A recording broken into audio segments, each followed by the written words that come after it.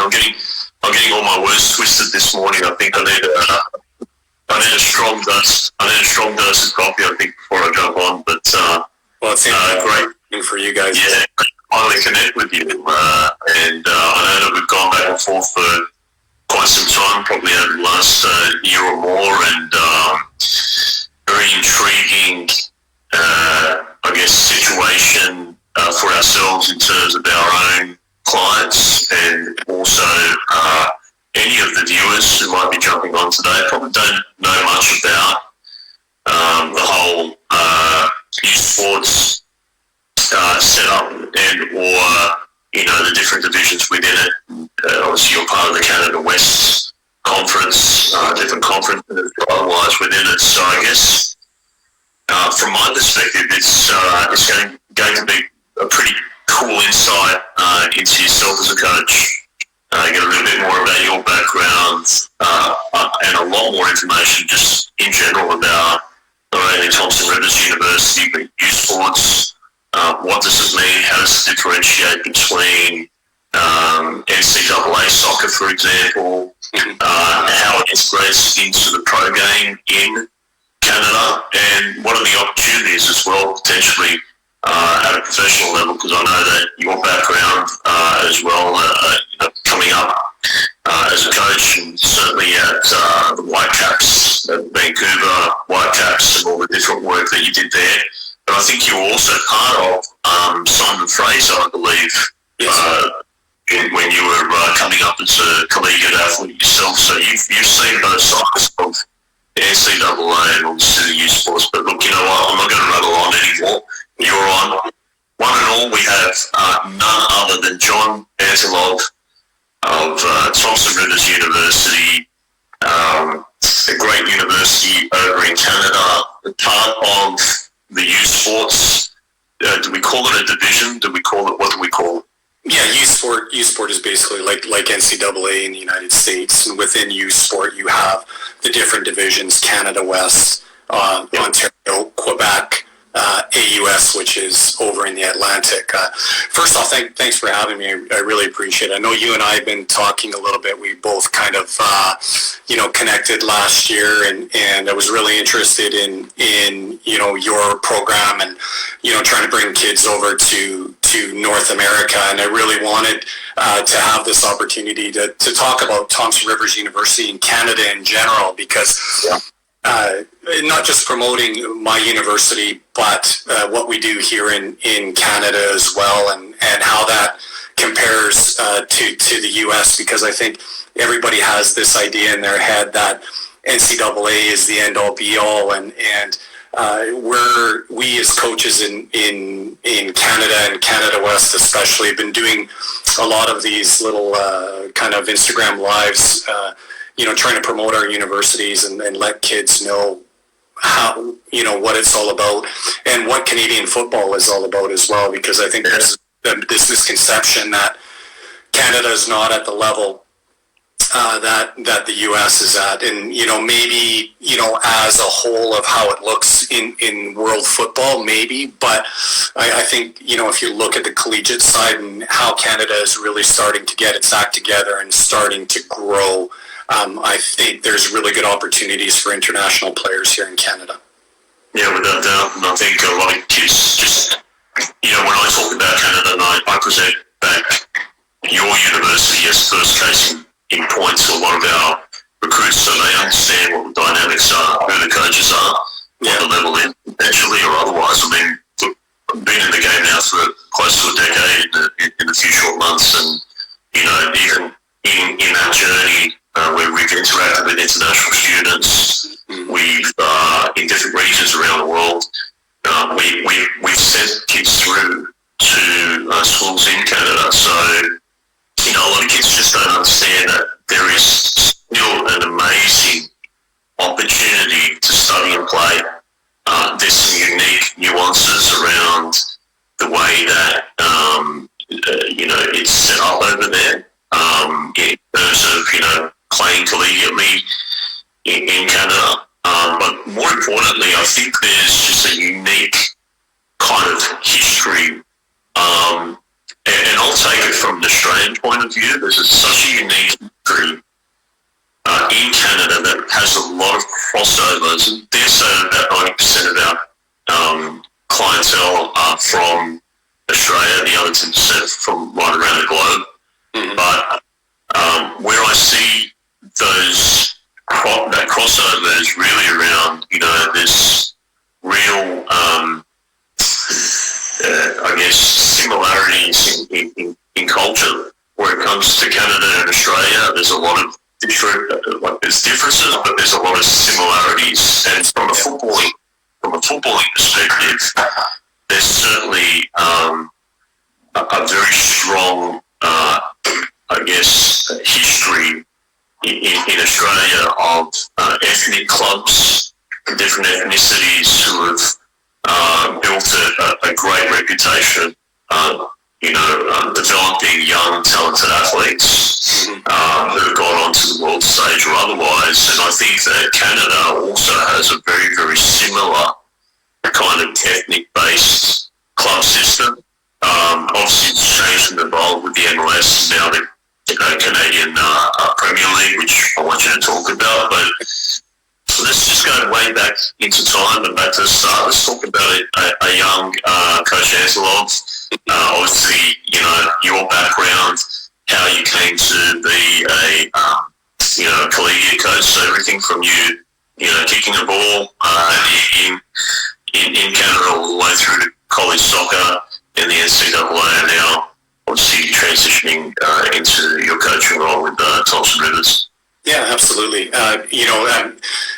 One thing I can say is I'm actually from here in Kamloops, British Columbia, so being able to come back and coach here in my hometown is something special, to be able to be here with my friends and family. But started from a young kid growing up here, and I had to move to the big city of Vancouver, through provincial teams, then through Simon Fraser University. I was a captain and All-American and Athlete of the Year at Simon Fraser University back in 87 to 90, so I'm aging myself quite a bit. From there, I went and played for the Vancouver 86ers, who at that time, it was previously the Vancouver Whitecaps, when the North American Soccer League folded.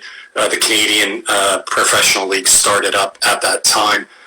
Played there, won 2 CSL championships with the Vancouver 86ers at that time.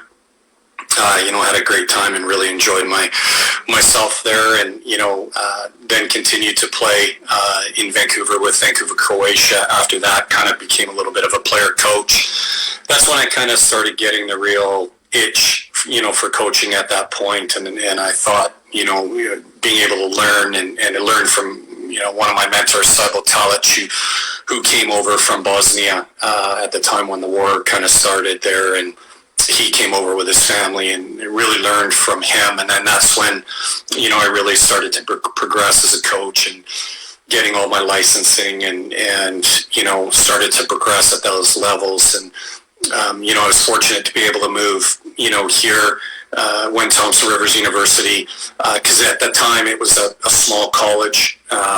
We played in the Pac West. I really started to learn what it would take, because we knew that eventually Thompson Rivers University would go to the highest level in Canada.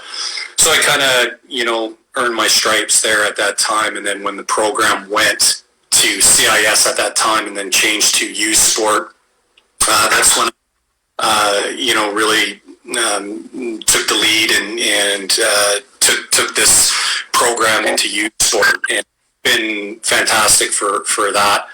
We're still a very young program in USports. We're only going into our 7th season, so we're still the kid on the block. But one thing I really like, and we get really good support from our university. We're able to really, because of that, be able to compete at the high levels. I mean, in the last 3 years, we've won 2 Canada West bronze medals, Final Four. We won a USports bronze medal. For a small university like ours and a new university like ours, that doesn't happen very often, but it's because of the support we get, the belief that our program can compete with the top teams in Canada has really been able to vault our program to the next level. Last year, I believe we were ranked as high as 7 in Canada. So for me personally, I'm really happy about where our program has gone. I really want to be able to promote TRU as well, because I think for a lot of aspects, the schooling aspect, the football aspect, the life aspect, but also now the opportunities to be able not only to get your degree, but be able to play at the next level, because we have a lot of players that want to play professional soccer. They want to get their degree. They want to be able to play pro. I believe in Canada you can do that now. And you know, just as an example, Jan Paredes, who was with Blackburn, Bayer Leverkusen, he's a German U16 national. He was one of Virginia Tech's top recruits. To be able to land a player like Jan 3 years ago was a huge coup for us. And he really helped with him and Josh Banton and James Fraser and some other internationals that we had join in with us really helped propel our program. And just an example, Jan was drafted 3rd overall in the CPL last year for Pacific FC. And just to give you an idea of how that CPL U-Sport relationship works, players, and there's a lot of players that have really, even though the CPL was just their first year last year, a lot of U-Sport players signed a U-Sport CPL contract, which means they can go play CPL, but in August they're able to come back to us to continue their schooling, and then can go back and play CPL. Yeah, so it's a great, and it's proved to be very beneficial for CPL as well, because they're getting really, really good players, not having to pay high-level contracts. They're paying the players, but the payment is going to their education. Yeah. Right? So they're able to come back to school, finish their degree, and then go back, and then once their schooling's done, are able to go play professional soccer. I think there's a lot of interesting, again, if we go back to the nuances in the whole Canadian setup and system. In essence, you talked about that, where there's crossover of professional play and study. You won't get that. And there's a lot of restrictions in the NCAA that prevent that. Yeah. I think that when I was at Simon Fraser University, we couldn't do that. We had to wait till we finished our 4 years of schooling before we could, try and go play professional soccer. Yeah, and then obviously for yourself as well, the student athlete can have an experience throughout 5 years, I believe, right? So it allows for this progression and an extension of an opportunity to be able to study throughout those 5 years, but then also continue to play at an elite level. Yeah. Maybe you want to talk about how the youth sports, I guess, the level of play in youth sports and how that differentiates and or even crossovers, the crossover and I guess from a competitive landscape, how it competes against something like the NCAA.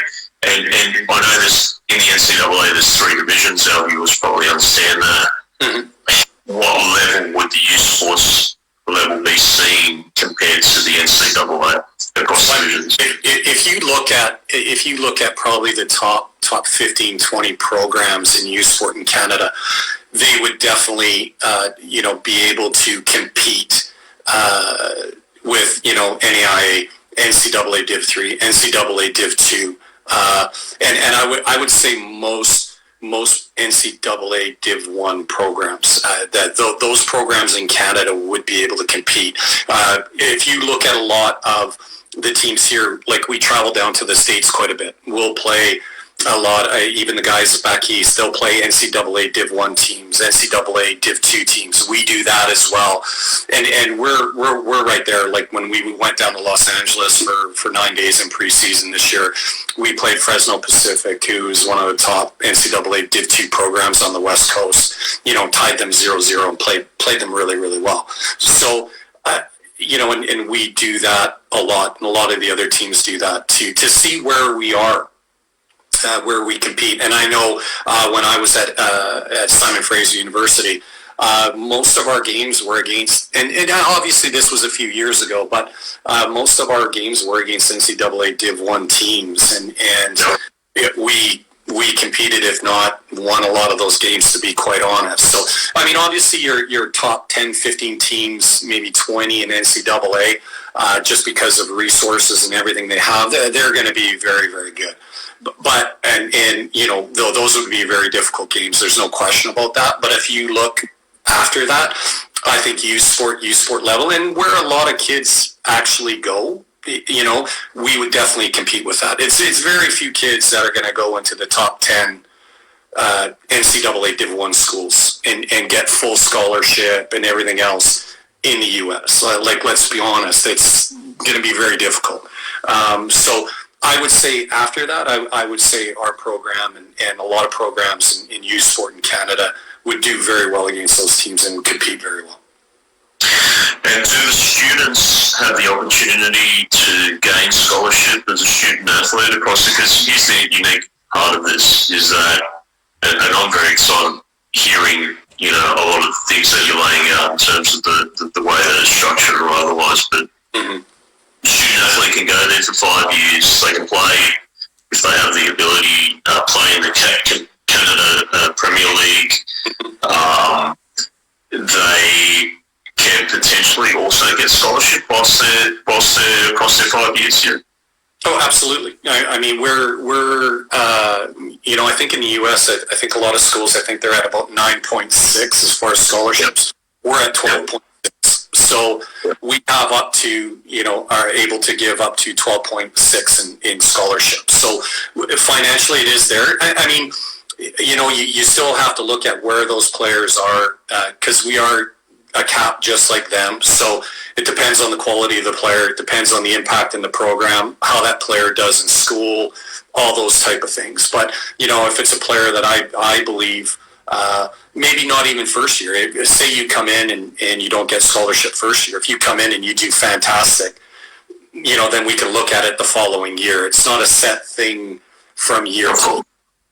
Of course, look, you want for your student athletes to be able to compete for that. I always say to my kids that don't ever think that a full scholarship is, you get excited for it, but I think it's a dynamic. If you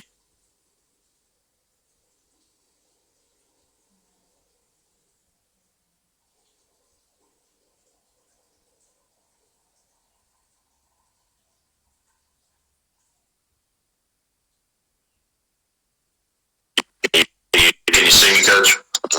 I can hear you now. You're still okay, cool. It might chop in and out. We're in different time zones. So what I was saying is just in regards to scholarships, I always tell our current clients and or prospective clients when they try to hit me up with that question, is a full ride scholarship possible? I said, look, you've got to be a very, very certain level of player. Additionally, the coaches who are recruiting you have to be recruiting for that position, for that recruiting class, because they'll set aside a bit of money specifically for that recruiting class. And then outside of it,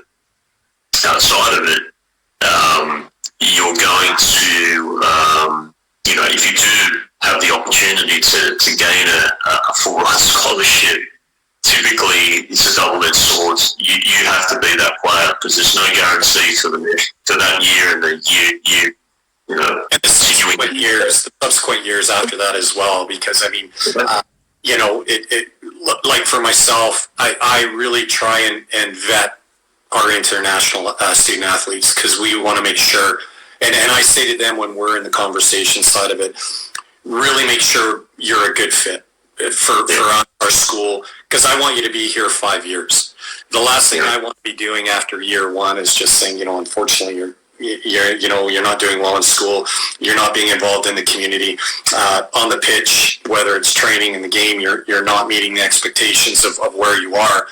I can't continue to give you this scholarship. So just because you may get it, that doesn't mean you keep it for subsequent years. But also at the end of the day, for you to get a full scholarship at any school, that coach really needs to feel that you're going to be a high impact player for his program. That's right. You're going to come in, you're going to start, and you're going to make an impact. And I look at a lot of the internationals that I've recruited have all been impact players, whether Thomas Meters from Belgium a couple years ago, like I said, Jan Paredes, Josh Banton, who played at Southend United in the UK, all-star. I've got two internationals transferring from West Virginia Wesleyan NCAA Div 2 schools.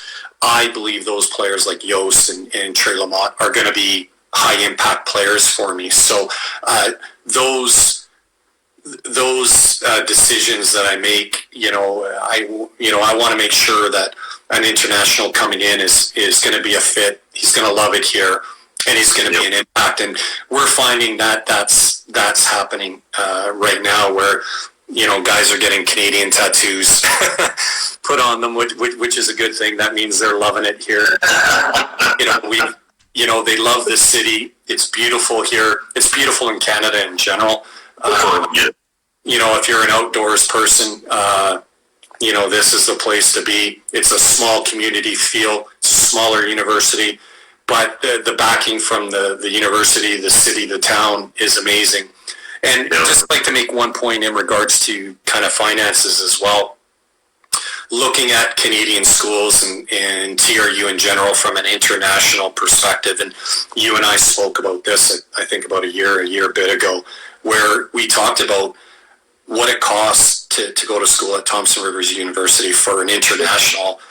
It's a quarter of the price of what it costs for a player to go to school in the United States. I mean, for an international student, you're looking at $18,000 Canadian. So, for that's tuition and fees. If you're looking at most schools in the U.S., you're looking anywhere between $30,000 to $40,000 U.S., which a Canadian dollar, that would be about $12,000 U.S. to go to school for the year here. So, and living expenses and everything else is so much cheaper. So even if you're not getting what your expectations might be from a scholarship perspective, it's still quite affordable to come to school here in Canada. Absolutely. And not every school in Canada is kind of inexpensive from that perspective to go to school, but a lot of the schools are a lot less than going to school in the U.S. as well.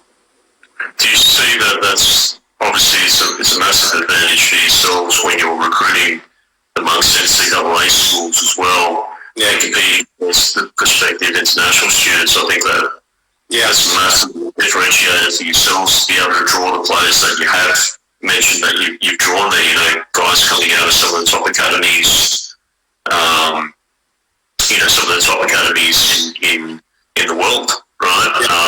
Or even have had some professional playing experience. So it's testament to the fact that the level is right up there, and it's testament to the fact probably that if you look at the landscape at a professional level, and we go right up to Major League Soccer, whether it be Toronto or whether it be Vancouver, any of these professional franchises. There's a rhyme and reason why they're in the mix at a Major League Soccer level, is because they can produce and or even attract players.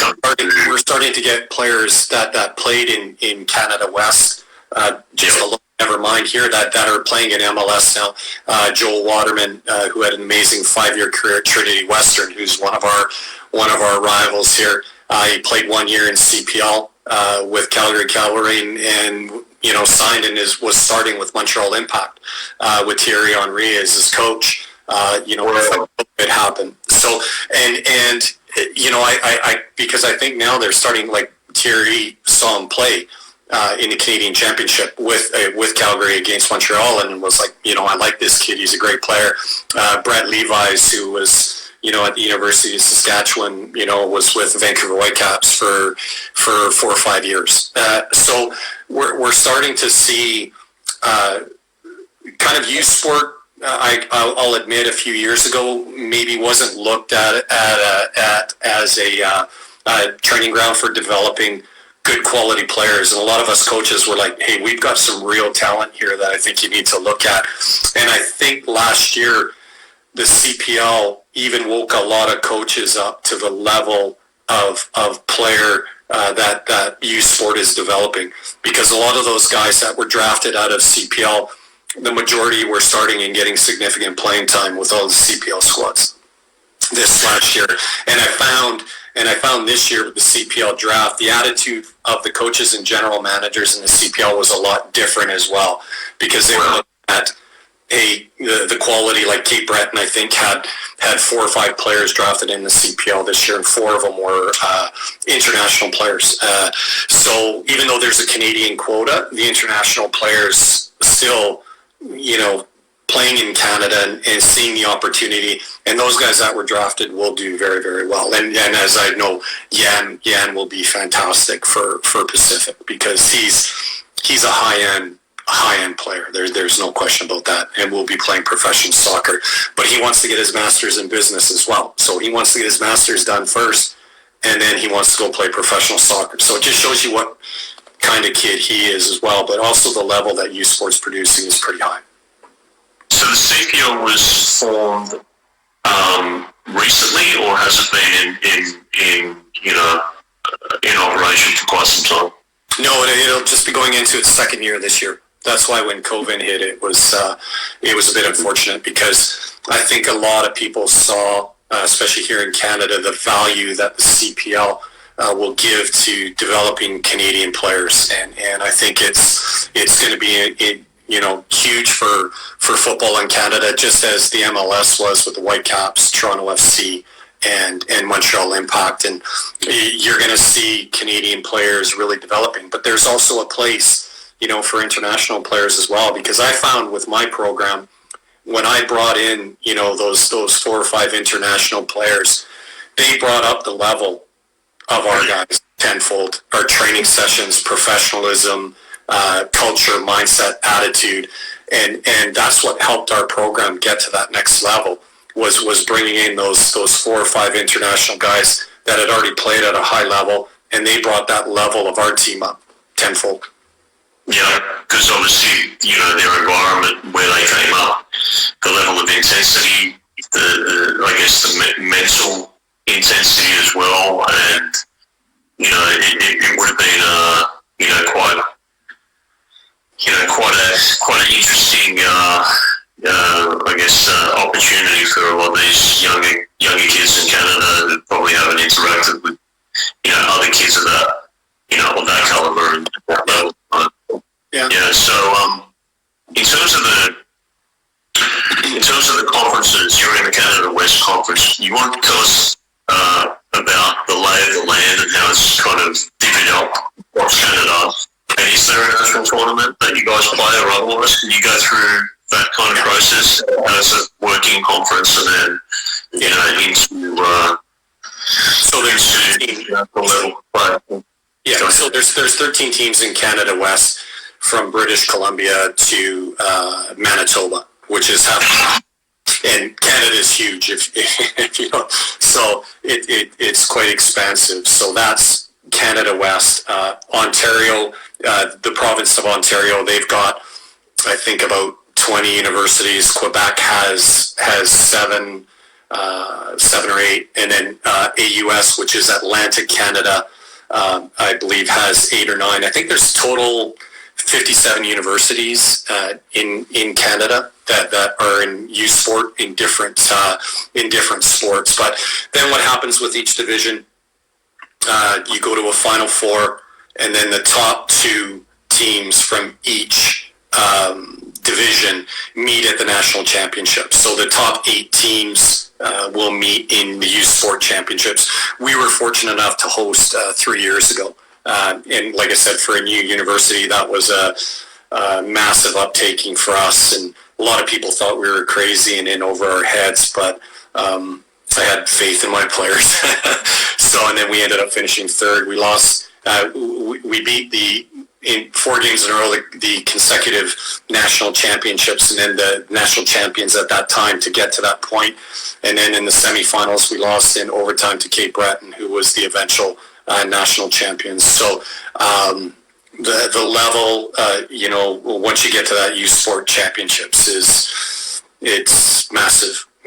So that's kind of the lay of the land as far as how USport goes. But it's usually, like I said, the top 2 in each division will make it to national championships. This year, I believe it's in Carleton, which is Ottawa, Ontario. Okay. Now, in terms of, we have a few kind of female viewers as well. How's the female game kind of progressing in the youth sports division? Is that growing? Has that become quite, prominent and strong as well? Yeah, absolutely. Actually, Canada West probably has 4 or 5 of the top teams in Canada. You also look at the growth, putting on my Whitecaps hat, because I also, as an ex-player, have a Whitecaps Academy here in Kamloops, and we work with the top club quite a bit. So you look at our girls Rex Elite program with the Whitecaps. They're having those girls, a vast majority, joining the Canadian women's national team, which is obviously one of the top 5 countries in the world on the women's side for football. Now with girls, not just the NWSL here in North America, but you look at a lot of girls that are playing professional football in Europe now and making a living out of the game. We've got girls from Canada, at PSG, Man City, all those. So you look at the girls' game, it's growing. And one thing I would say to, any girls that you have at U90, looking from an international perspective, we also have, even on our women's side, Mark Pennington with our coach, he's always looking at top level players to grow his program. So there's a huge opportunity on the women's side as well from an international perspective. And if they're good footballers and they can play, he would love to talk to them as well. So, and that's that TRU, that's schools kind of pegged throughout. The women's side hasn't really kind of taken off from an international. Oh, I think I lost you just for a second, Coach.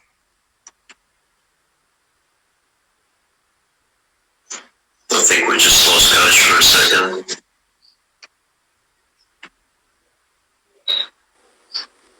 Just give us a moment, go. Oh, I got you back, I think. Oh, so.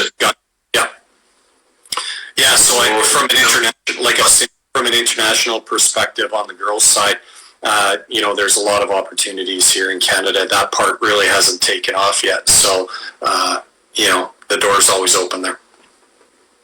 Yeah, without doubt. And I think there's a tremendous opportunity for a lot of these, for a lot of student athletes all around from around the world, just to look into this pathway. I think it's very, very, very unique. I think in terms of the Canada Premier League, CPL, how does it work from a payment perspective for and maybe you can give me an average of, or because a lot of young guys here that we work with say, okay, hold on a second, I would love to see that I have an opportunity to get my degree, play at the best level that I can play, and then potentially have that platform to go pro. And 9 times out of 10, they always ask me, well, can I get paid if I play semi-pro soccer in the States, for example? How does it work in the CPL? What's the average kind of value that some of these players can get? Because obviously when you start talking about, hey, I'm going to universities, well, I've got to pay fees there, that goes a long way. The student athlete has their family back home saying, hey, we're going to fund you a little bit, but the rest is up to you. If players of the caliber to play in the CPL, for example, get some cash and be able to pay off their education, I just see so many great synergies about it. It's fantastic. Yeah, I mean, to get your education, like that chunk of money, you have to be drafted, and you have to that U Sport contract. So if you decide you want to go play CPL and you feel you're good enough and they signed you, you can't do both. So this is that special part with that U Sports CPL contract. The only way you can be able to do both is by when you're drafted and then signing that contract and being able to do it. Yeah. So, I think there'll be 8 teams now because Atletico Madrid actually just put in a franchise in Ottawa, Atleti Ottawa, which will be a new franchise this year. So to have Atletico Madrid see a value of buying a franchise here in Canada, that shows you they saw, something good. And One Soccer signed a massive TV contract with the CPL too. So that just kind of shows in its infancy the growth that can happen here. But to get back to that, there's seven teams, three draft rounds, so 22 players will get drafted of that, and then have that opportunity to go back and forth with that U Sport contract.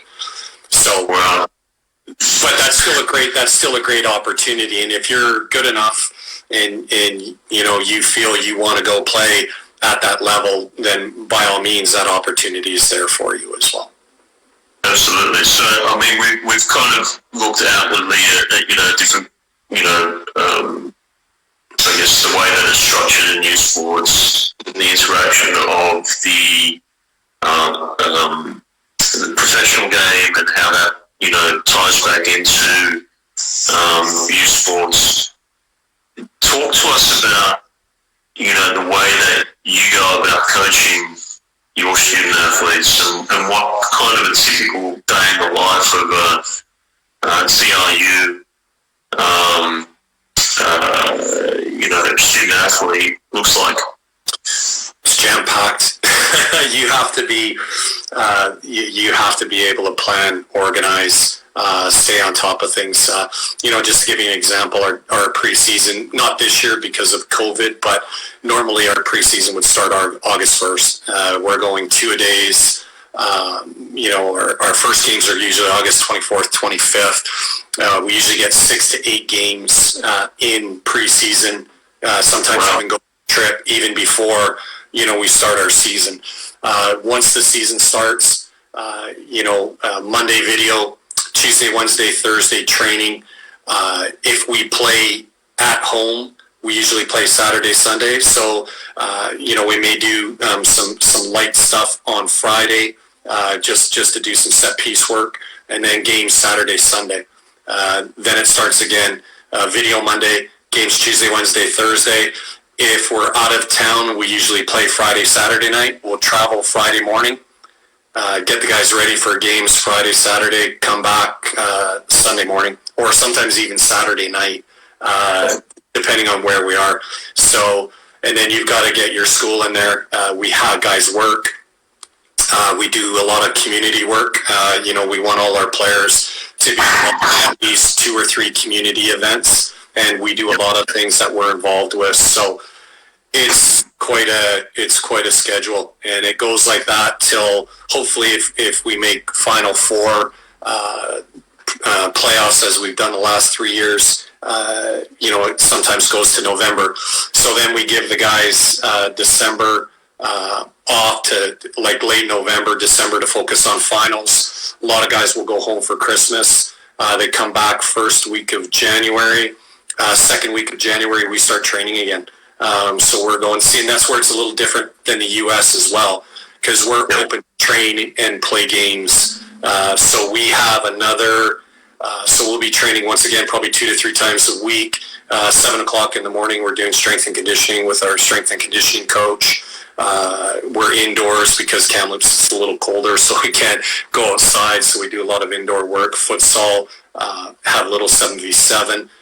We're in the process of building an indoor facility as well. So COVID probably set that back a little bit, but we're hoping to get a full-size indoor facility that our athletic director is working on right now. Then we usually have another 6 to 8, sometimes even 10 games in the spring. So we travel in the spring, we play games in the spring. Then the guys focus on finals. And then we actually have a summer league team, Pacific Coast Soccer League team, that we play another 14 to 16 games in the summer from May, June, July. So that would be equivalent to USL2 and NPSL? That's the league? PCSL will be a step below USL2. Okay.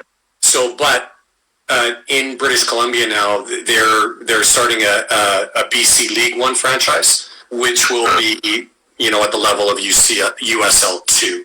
So we're hoping for 2021 that BC League One franchise, we've actually applied for that franchise. So we're fairly confident we'll be able to get that franchise for 2021. Hopefully the league starts up in 2021. There was once again concerns with COVID, and if not 2021, we'll continue with our Pacific Coast League. So that's another such a unique aspect of this whole college landscape in Canada, and the fact that I work very diligently for those players who are looking at playing the summer leagues to be able to do that. And we have always, year upon year, kids in our network playing in some leagues, state leagues in the US. Yeah. You guys having that, plus the opportunity for those elite guys to play CPL as well, is just so unique. It's such a great way to be able to have a student athlete, gain their degree, but at the same time too, any option that they have to be able to further develop their skills as a footballer, that's tremendous. I mean, it's just amazing the way that it has been set up. And I think, to be honest with you, you guys are really doing it right. It's a great way of, a lot of the NCAA, for example, right now are talking about, how do we extend the season? Yeah. At an NCAA Division 1 level. How do we extend the season? How do we make it more kind of meaningful, in terms of and aligning it with the global game, right? So I think with all those opportunities to be able to play at a high level, it's just so unique. I think there's so many great things that you spoke about today, Coach, in terms of, from a student athlete and the parents' perspective, they look into a Canadian school, realistically they're getting potentially a lower cost than what they'll find in the US. They'll get opportunities if they are a caliber player to play and get paid potentially in the CPL whilst they're getting their degree, playing collegiate football, and even if they're not there yet, also develop during their summer months. And play in some of these semi-pro setups and leagues as well. So we're trying to help our players get work during the summer while they're doing this as well. Yeah. So there's a lot of businesses and companies that we work with from that perspective too. Yeah, absolutely. And having that opportunity to intern with companies in the local region, and so many really, really unique aspects. Now, in terms of, and you mentioned this work that you do, I think you said that you're the franchise for Vancouver Whitecaps in your region. Yeah. What are you seeing coming up through that process? I mean, these younger kids that are coming through the Whitecaps Academy, how does that all marry up back into the Whitecaps franchise as a whole? Yeah.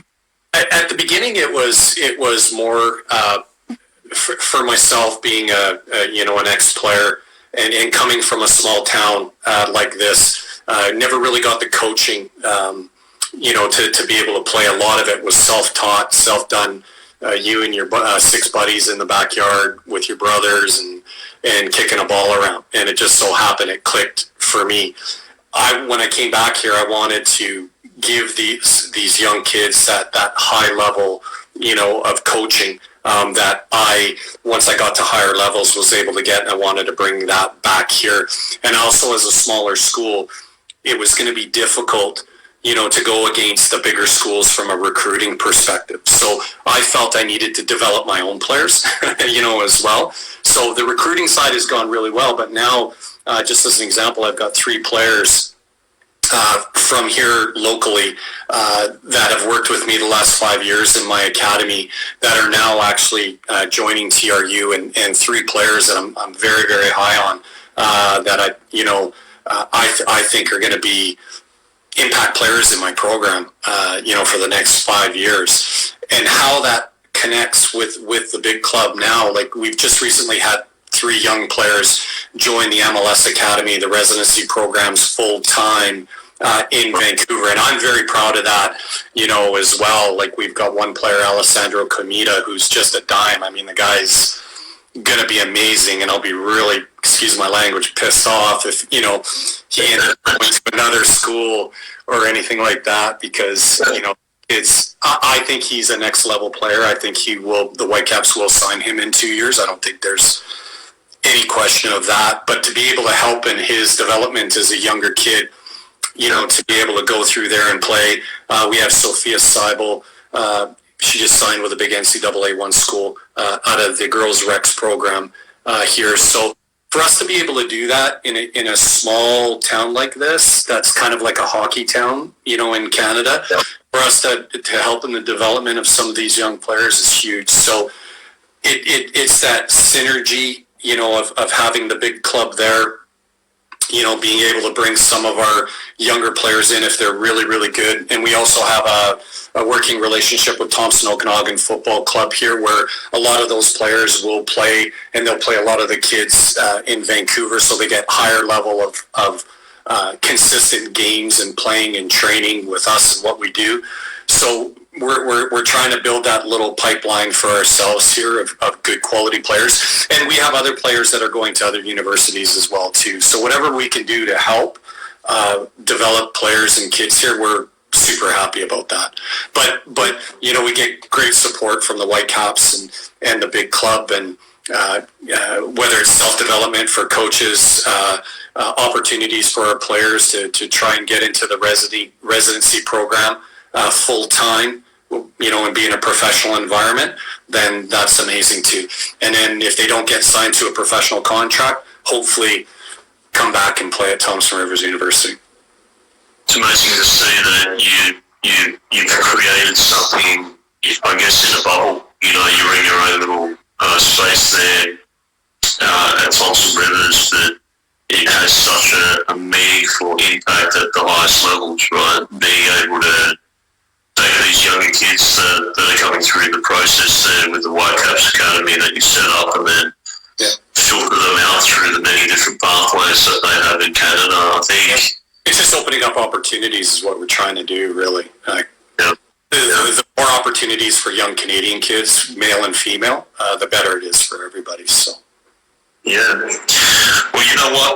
I've asked a few of the viewers to see whether or not they had any questions of you. No one's kind of popped up with any questions, but I think this has been almost 50 minutes. It's so much pertinent information. I can only tell you, Coach, I was so excited to have you on board, because in my opinion, I tell our kids, do not negate Canada, because the infrastructure is growth. It's not what it was 10 years ago. People thinking I'm going to go to some remote town and freeze my butt off, and it's not the level of the NCAA. It's not a good standard. What is this? I'm telling you now. You just in less than 50 minutes, you basically opened up my eyes, opened up our viewers' eyes to the possibility that, or the possibilities that are available in the USports division, playing at a high collegiate level, playing for 5 years, gaining your degree, whilst potentially you get an opportunity to play professionally. If you are of that level, you can actually get paid to play, which is so uncanny, and study. You can play all year. Access to strength and conditioning coaches, sports psychologists, physio, just everything. And if I could just even add one thing, to a lot of the kids that you work with and parents that you work with. The amount of emails that I get from kids at university in the United States looking to transfer is stunning. It really is, and not just because of the political climate. Some of it is, because of the political climate in the U.S., but like even Joost Hussendorf, he's transferred to us from West Virginia Wesleyan, 6'5", left-footed striker. He just felt he went there. He thought he made the right decision. Went there and was like, I just didn't make the right decision. Just so happened one of his ex-teammates, a Canadian boy, Darapet Sharma, transferred to us. Joost came here and just fell in love with it. And he's still looking forward to his first year here. Trey Lamont, who is a player from Trinidad and Tobago, trust me, it's not cold. It gets 40 degrees Celsius. Now for Trey, it's cold because he's from Trinidad and Tobago. So anything below 30 degrees Celsius is cold for Trey. But he loves it here. He had to sit out this year, but we're looking forward to him coming and joining us. But you get your 4 seasons. It's stunningly beautiful. You get a little snow from November to February, but then it gets warm and it's beautiful. And I really can't say enough about you doing this with us. It's great for us to be able to talk about Canada, football in Canada, university in Canada. We haven't even touched on the schooling side of it yet, and the differences in the schooling aspect. And let's talk. We've got a few short minutes. Talk about that because like the schooling difference, between a lot of schools in the United States and in Canada is completely different. Like I really believe our schooling system, our education system, and what we're teaching student athletes is top notch. I mean, I like even a lot of like the kids that are transferring over and maybe have done 1 or 2 years down in the U.S. A lot of their courses aren't even able to transfer here into Canada because it's just not at the level that our university, and their curriculum that they teach isn't even at the level of what we do. So that just gives you a bit of an idea too. If you go there for 2 years and you want to transfer to a Canadian school, be aware of what actually transfers from a schooling perspective from the United States to Canada at certain schools. Sure, and I've seen it on our end with our Aussie recruits who may have been quite average students. They go over to America and it's just like chalk and cheese for them. They actually excel, and that's interesting unto itself. But it'd be a very different paradigm, I guess, when they enter a Canadian, university. So it's interesting that you do say that. But I mean, we've talked about football, but I think from an educational perspective, which for me is paramount, they come out with a top quality degree that's recognised right across the globe. So I think that's very, very important as well. Yeah, we've got a lot of alumni working all over the world, and they're because a lot of times people ask, what's the difference between a Canadian degree and a U.S. degree? We have tons of alumni in all different sports working in the United States at high-level jobs, all through Europe, Russia. I mean, guys and gals are working everywhere with the degrees that they've gotten here from TRU and in Canada as well. So the educational system is fantastic too.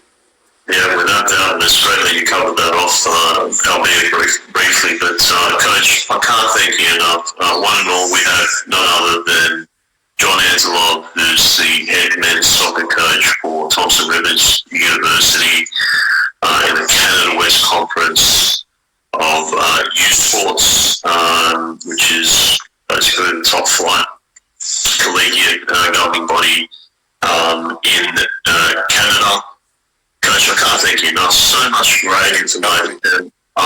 Once we, jump off this live chat, one and all, this will be available for you for the next 24 hours on our Instagram TV account. I will repurpose it, and and you guys will be able to basically jump onto our membership portal and access not only this amazing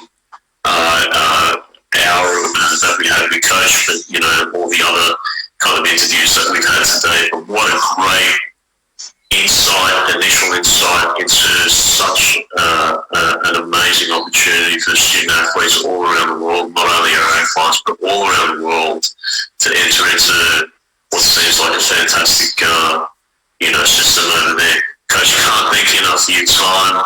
Really appreciate it. We'll stay in touch without doubt. Once I've got this call, I'll definitely get you up with some more questions or otherwise for our own clients, and can't thank you enough. Really, really appreciate your time. Yeah, no, thanks for having me. I really enjoyed doing this. Anything that I can do to promote our program and promote university football in Canada, I'm more than happy to do. And if anybody wants to contact me and is interested, my email address, I'm sure you can give that to them, or they can go to our. And definitely, if you guys are present on Instagram, I'll tag you in a post here, and I can go visit your Instagram page without doubt. Thanks so much, Coach.